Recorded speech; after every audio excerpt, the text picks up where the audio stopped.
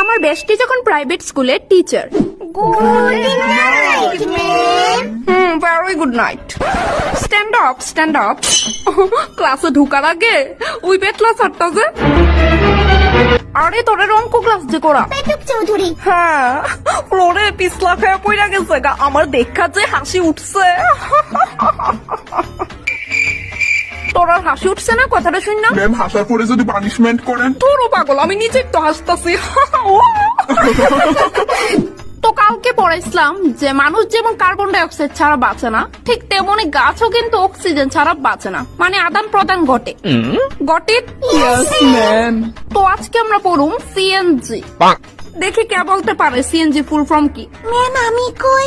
হ্যাঁ, দাঁড়ায় কো। সিএনজির full form হচ্ছে সিএনজি গাড়ি চালাইতে হইব। তোর মুন্ডু, তুই আজ এটা উত্তর দিছিস, এলিগা আমি তোর সবার সামনে পানিশ করব। তুই সবার সামনে মুরগি হইবি। ঠিক আছে।